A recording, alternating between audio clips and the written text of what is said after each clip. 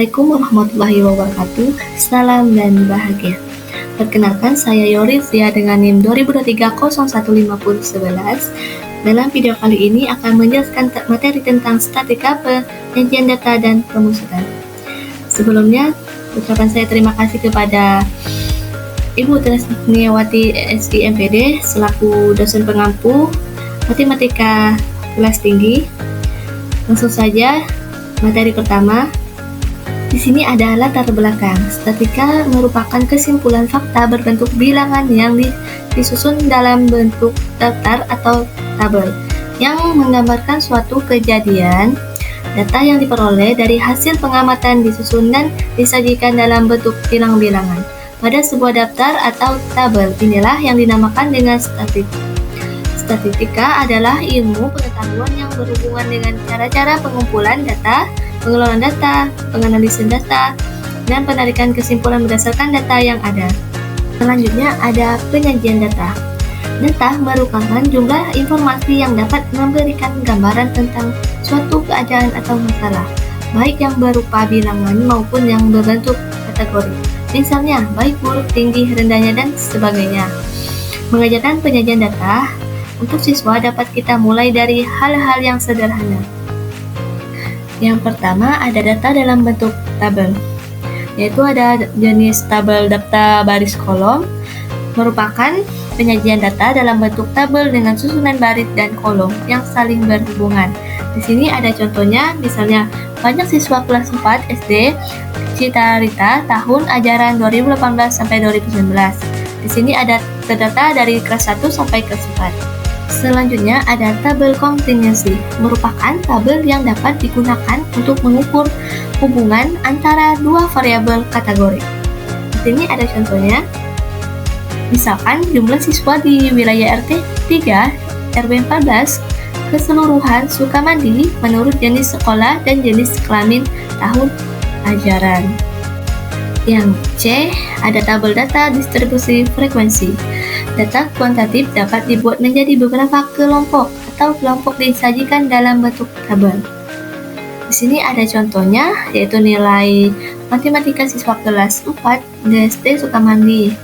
Ada nilainya dari 70 sampai 100 dan ada frekuensinya. Yang kedua, ada penyajian data dalam bentuk diagram. Tujuan dari penyajian data statistik dalam bentuk diagram adalah untuk memudahkan dalam memberikan informasi secara visual. Yang pertama ada diagram gambar.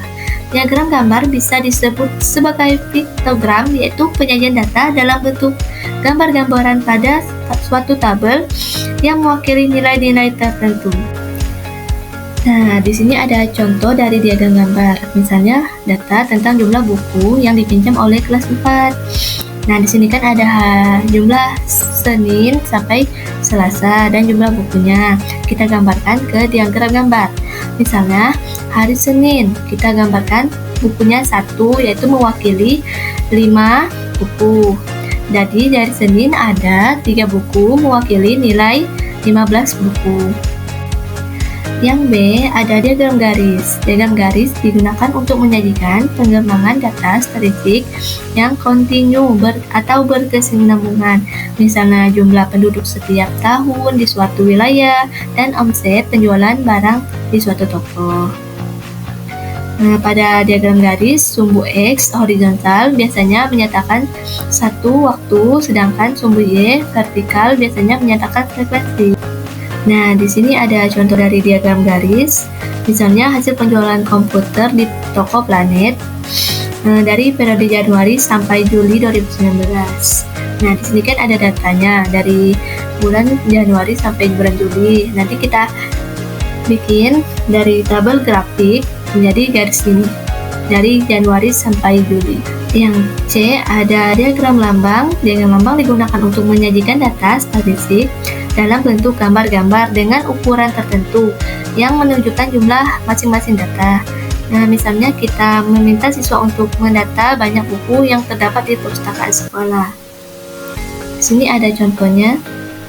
Nah, ini dari contoh dari diagram lambang tersebut. Selanjutnya D, ada diagram batang. Diagram batang dapat digunakan untuk membandingkan banyak suatu data dengan data yang lain. Misalkan guru dan siswa mendata banyak siswa yang ada di SD Sukamaju semester ganjil tahun 2019 sampai 2020. Data yang diperoleh dari siswa tersebut dapat kita lihat di sini.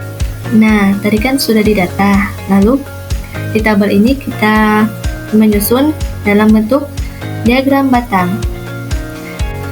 Selanjutnya yang E adalah diagram lingkaran. Diagram lingkaran merupakan sebuah penyajian data dalam bentuk lingkaran didasarkan pada pembagian sebuah lingkaran dalam beberapa bagian sesuai dengan jenis data yang akan disajikan.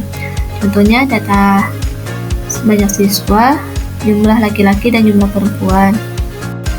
Kan dari data tersebut langsung kita buat diagram gambar seperti contoh di belakang ini.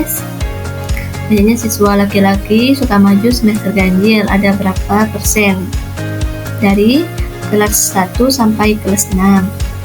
Kedua adalah ukuran pemusatan data. Ukuran pemusatan data adalah nilai dari data yang dapat memberikan gambaran yang lebih jelas dan singkat mengenai keadaan pusat data yang dapat mewakili seluruh data. Ukuran pemusatan data yaitu meliputi ada mean, median, dan modus.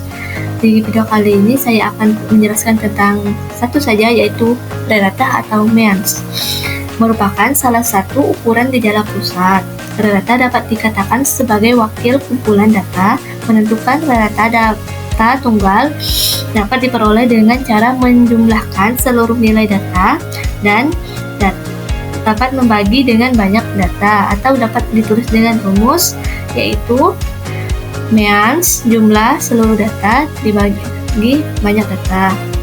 Nah, ini ada salah satu contoh dari rumusan data means, yaitu misalnya Fakih mengikuti ulangan matematika sebanyak 6 kali dengan nilai 6, 8, 7, dan 8. Berapakah means atau rata-rata yang diperoleh Fakih?